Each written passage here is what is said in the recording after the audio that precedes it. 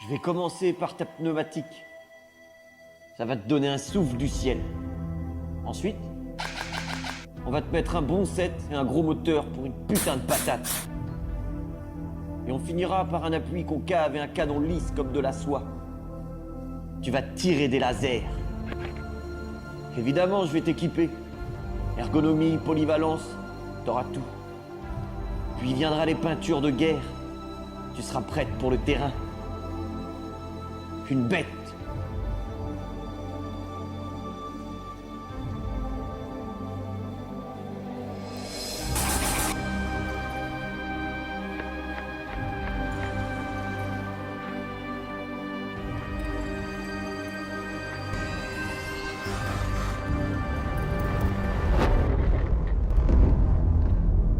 Désolé, je vous fais une petite narration là sur fond noir entre guillemets pour vous expliquer la vidéo. Donc je vais commencer par vous montrer pas mal de tests de tir sur 2 spots et 2 journées différentes. Donc la première, le terrain était bien plat, etc. Il y avait une haie à ma droite. Et par contre dans la haie, il y avait 2-3 ouvertures, ce qui faisait que ça pouvait éventuellement perturber la vie, premièrement. Deuxièmement, il y avait beaucoup de vent. Et troisièmement, la pluie s'est invitée. Et quatrièmement, il y avait une humidité relative importante. Je sais plus, il faisait peut-être dans les 20 degrés. Humidité relative, je peux pas vous donner exactement de chiffres en Normandie. Je dirais, je sais pas, 60-65%. Et lors de la deuxième journée, par contre, il faisait relativement chaud. Bon, toujours humide parce qu'on est en Normandie, mais je pense quand même un petit peu moins parce que ça faisait plusieurs jours qu'il faisait chaud comme ça. Et je reviens sur les constatations après. Je vous laisse d'abord regarder les tirs.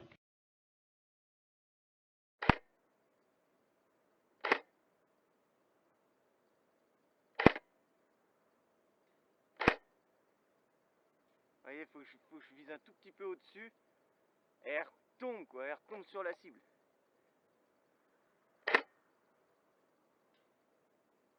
En sachant qu'il y a du vent les gars, hein. Il y a pas mal de vent. On n'est pas sur une humidité relative de ouf. L'air est assez frais.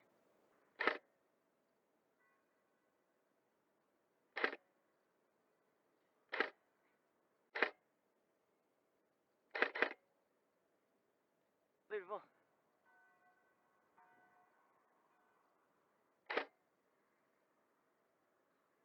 Touché.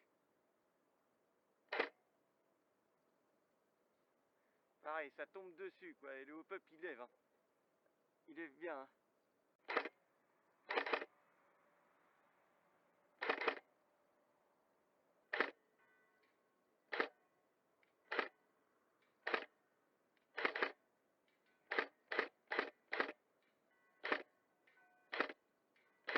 Là j'ai pas touché au hop-up. Forcément ça plonge. Alors je précise quand même que le Pegasus, en plus en 50 degrés, là c'est pas forcément le plus adapté pour commencer à lever de la bille de ce poids là. Mais ça fera l'affaire, dans une expérience non optimale.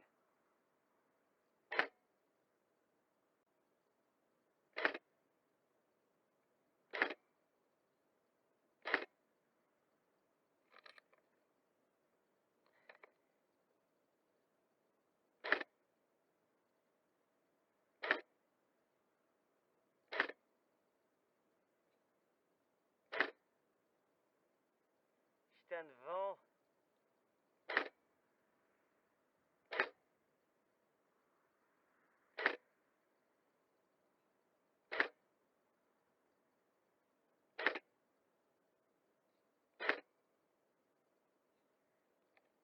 Elle retombe, elle touche sur la fin.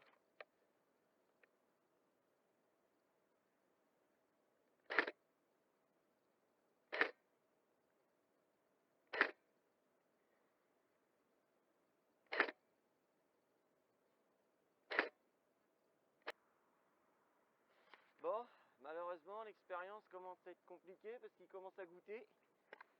Allez, Ghost 0,40. Ah ouais, là c'est propre. Hein.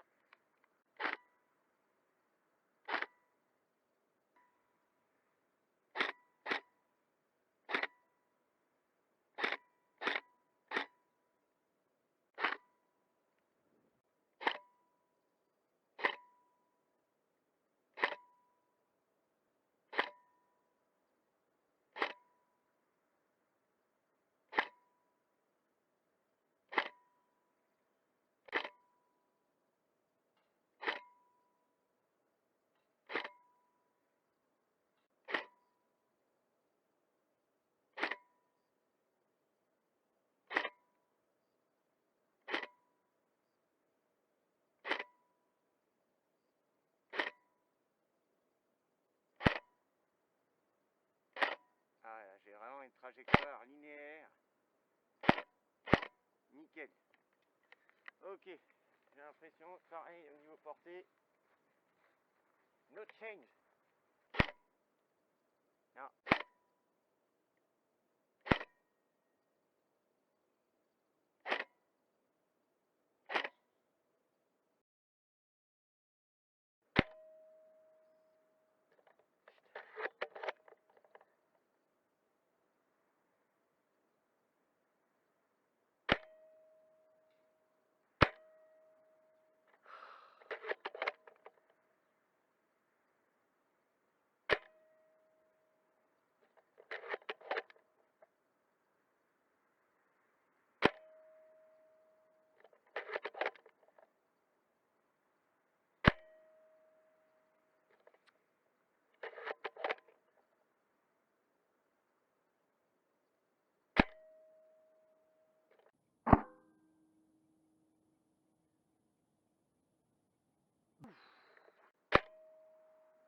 Ah, avec le vent.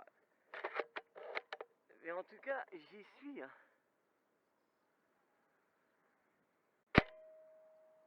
Regardez le vent, quand il s'est levé.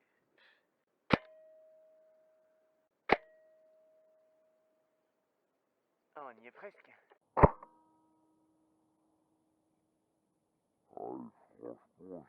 Presque. Ça resterait une cible plus grosse.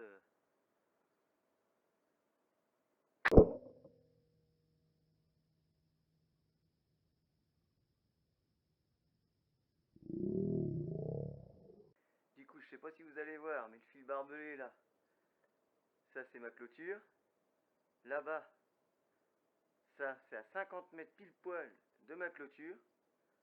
Et en fin de compte, la haie que vous voyez tout au fond là-bas, elle est 40 mètres plus loin, donc 90 mètres. Donc, là il fait beau, il y a un peu de vent mais ça va.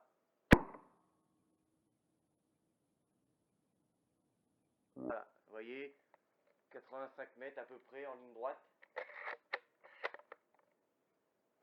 Allez, un petit deuxième essai.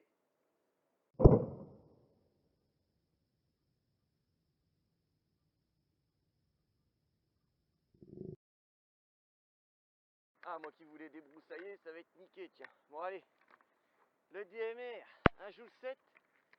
Là, on est en 36.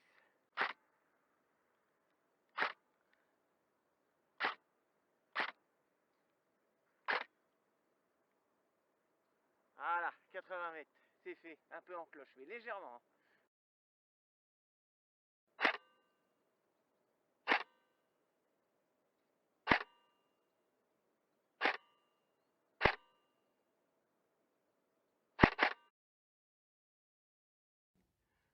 Ouais, t'as vu, elle est sympa, hein.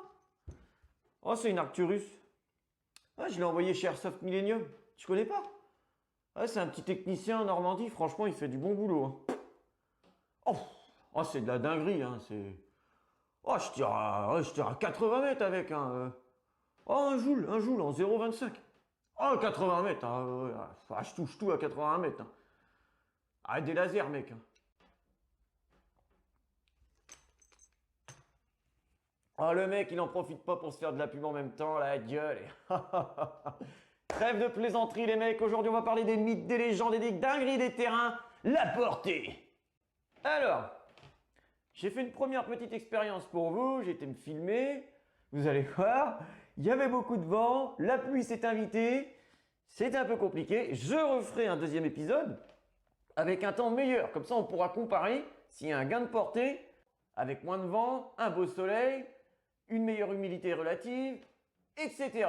Parce que ça, on va en reparler et ça joue sur la portée. Hein, c'est pour ça que les Marseillais, ils ont une portée de dingue, mais on dira rien.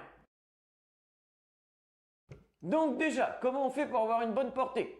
Eh ben, on monte une bonne réplique. Hein, une bonne étanchéité, un joint au PEP qui va de soi, un grammage de billes qui est adapté à votre configuration et à la météo. Oui, parce que ça joue. Ça peut être judicieux de choisir son grammage en fonction du temps. Évidemment, on en a parlé dans un épisode précédent, le canon peut jouer là-dessus.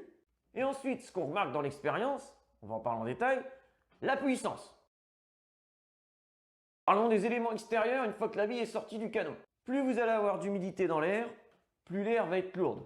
Donc moins la bille va aller loin.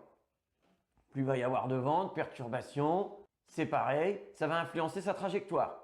Petit récapitulatif de ce qu'on a vu dans l'effet hop-up, il y a une proportionnalité entre la vitesse linéaire et l'effet Magnus. Et je dirais la puissance de l'effet Magnus. Admettons le nombre de tours que fait la bille par rapport à 5 cm linéaires. Bon, bref, vous avez compris, on ne peut pas faire une science exacte, mais vous avez une relativité entre puissance, effet Magnus, grammage de bille. Et le quatrième, et on va l'enlever de l'équation, le temps. Donc concrètement, si vous avez une bille de 0,30 à 1 joule 3, vous ne pourrez pas aller plus loin que ce que la science vous dit. Il faut juste trouver le meilleur effet Magnus possible pour la porter le plus loin possible. Voilà, c'est pas compliqué. Je reviens encore une fois à l'effet hop-up et à son épisode, les détails sont dedans. L'application du meilleur effet hop-up, du meilleur effet Magnus possible, avec le moins de perturbations et de friction possible. Donc voilà, entre guillemets, que vous prenez un Mapleaf, un Pegasus, un GEG, tant qu'il applique l'effet Magnus optimal, vous n'aurez pas plus de portée, que ce soit Pierre, Paul, Jacques. Qu'est-ce qu'on a remarqué d'autre dans l'expérience? J'ai eu beau essayer de changer de grammage de jeu, je gagnais de la stabilité, peut-être légèrement de la portée, mais vraiment on était sur 2-3 mètres à chaque fois. De la 0,30 à la 0,36 et de la 0,36 à la 0,40, ouais, honnêtement, à chaque fois je gagnais quoi? 3-4 mètres quoi. Mais concrètement, on ne gagne pas énormément de portée à la même puissance. J'ai pas changé le joint par contre. Peut-être qu'avec un joint hop-up plus adapté à grammage de jeu, on gagnerait plus de portée. Mais bon, j'ai quand même pas utilisé des joints de merde, le Pegasus. Alors c'est pas le profil le plus long et le plus adapté pour les grammages lourds, parce qu'il est légèrement en arc de cercle, mais c'est quand même un profil Europe avec une certaine longueur. Et la 0,30, il suffit que je mette un tout petit peu trop de hop-up et ça y est, elle satellise. Et il n'a aucun mal à lever les autres grammages. Même la 0,40, même si c'est pas optimal, je pense qu'on n'est pas loin. On est à 80% de l'optimal. Donc, on avait une putain de réplique. Une puissance à 1 joule 3. Pas de baisse de puissance en fonction du grammage. Quasiment aucun gain en portée, mais énormément en stabilité. Portée maximale linéaire dans ces conditions-là, j'avais 58 mètres. Je sais que par un temps chaud, sec et sans vent, je peux gagner une dizaine de mètres en portée. Maintenant, on va parler du DMR. Un joule 7 avec un MROP 60 degrés. 0,36, bon j'ai fait d'autres expériences en 0,28, etc. Même en 0,28, on a un gain en portée. En revanche, voilà, forcément, sur les 10-15 derniers mètres, la 0,28, elle commence à flotter. Elle est très sensible aux perturbations extérieures. En 0,36 ou en 0,28, j'ai environ 70 mètres de portée linéaire. Donc, je gagne une dizaine de mètres par rapport à la configuration précédente à 1 joule 3 en 0,30. Dernière configuration que je vous ai mise en scope cam, le sniper. Il a 1 joule 95. Encore une fois, on grimpe d'un cran en termes de puissance, on gagne de la portée. Je rajoute pas, et vous avez vu, j'ai fait une intro parce qu'il y a beaucoup de mecs qui se la racontent, qui disent n'importe quoi, qui confondent 1 mètre bientôt avec 2. On va conclure concret. Généralement sur une config équilibrée, un joule 3 à 0,30, en fonction du temps, on va avoir entre 60 et 70 mètres de portée linéaire. Ok, si vraiment on pousse le truc à fond, on peut peut-être pousser jusqu'à 80 mètres, mais là, sur les 10 derniers mètres, la bille elle flotte. Il suffit d'une pichenette et puis c'est bon, elle commence à partir en couille. Donc pour augmenter la portée, il faut augmenter sa puissance, son grammage de jeu et avoir la configuration adaptée. Et concrètement, ce qu'on peut constater, pour gagner une dizaine de mètres, il faut entre 0,3 et 0,4 joules de plus. Ça, on en parlera aussi plus en détail dans une autre vidéo, mais il y a une relativité entre puissance, FPS et grammage de bille. Voilà, je vous la fais courte. En gros, moi, je ne recommande pas de descendre grand maximum en dessous de 280 FPS. 270, ça a l'air vraiment, on est vraiment sur la fin du fin. Et de monter au-dessus de 340 FPS. Vous pouvez monter plus, mais le hop-up, il va avoir du mal à suivre. Donc voilà, en gros, la plage idéale, c'est un grammage avec 4 à 10 grammes de plus. 300-310 FPS, peu importe le grammage. Vous pouvez monter ou descendre un petit peu plus. Je vous fais une petite narration de fin pour apporter quelques détails, notamment sur la vélocité. Donc ce qu'on peut remarquer, c'est que, par exemple, à 60 mètres, à 1 joule 3 en 0,30, je mets 1,3 dixième de seconde pour atteindre ma cible. En 0,36, je suis plus rapide. Je mets 1 seconde. En 0,40 à 65 mètres, je mets 1 seconde aussi. Ensuite, ce que je peux constater, c'est que la 0,30 ou la 0,36, j'ai une portée linéaire maximale de 1 seconde et demie, qui me donne à la 0,30 65 mètres de portée et à la 0,36 70 mètres. En revanche, à la 0,40, j'ai que 1,2 dixième de portée max pour 70 mètres. Parce que je pense que la 0,40 elle commence à être sous-exploitée puisqu'elle manque un peu de puissance. Donc si on compare 60 mètres par rapport aux trois configurations, donc si on compare sur 70 mètres les trois configurations, le plus rapide des trois, c'est le DMR, en 1 seconde et 1 dixième. Ensuite, c'est le snipe avec la 0,46, en 1 seconde et 2-3 dixièmes. Et le snipe, il atteint 85 mètres, donc sa portée linéaire maximale, en 1 seconde et 6 dixièmes. Donc concrètement, ce qu'on peut constater, c'est que la majorité du temps, du moins dans cette expérience, la portée linéaire maximale est de 1 seconde et demie. Et à chaque fois, on passe de 1 joule 3, 1 joule 7, 2 joules, on va gagner environ une dizaine de mètres. Et concrètement, plus on met des billes lourdes pour une même puissance, plus on va gagner en stabilité par rapport à un environnement qui peut apporter des perturbations, et plus on va gagner en vélocité jusqu'à une certaine mesure, forcément. Et on va conclure là-dessus. Si je compare la 0,36 sur la Ghost et le DMR, on voit qu'à 70 mètres, donc portée maximale dans un environnement optimal pour la Ghost et une petite dizaine de mètres en dessous de la portée maximale du DMR, on gagne quand même 4 dixièmes de seconde pour atteindre la cible, avec 40 fps d'écart. Donc vous voyez, c'est ce que je vous disais, les chiffres ou les nombres parlent. Je fais une petite parenthèse, quand on se cultive un petit peu là-dessus, on fait des recherches sur le nombre d'or, les chiffres sacrés, la numérologie, etc. On voit que les chiffres parlent. Bref, donc revenons à l'airsoft. Vous voyez, concrètement, à chaque fois qu'on augmente le grammage de 1 gramme, jusqu'à une certaine mesure, encore une fois, on va gagner à peu près 1 mètre de portée. Et on constate aussi que à chaque fois qu'on augmente de 0,1 joule ou 10 fps, c'est pareil, on gagne à peu près 1 mètre de portée. Voilà les gars, on en a fini avec le débunkage de la portée, et je vous dis à plus pour un autre épisode. Ouais, t'as vu, il est sympa aussi, hein. Oh, j'ai pas voulu me faire chier à le peindre, j'ai collé des petites bandes là. Ouais, c'est Airsoft Millennium aussi qui m'a fait l'upgrade. Oh, c'est de la tuerie. Oh, je touche à 150 mètres. Ah ouais, hein, sans problème, hein. Franchement, je vise un peu au-dessus. Je touche, hein.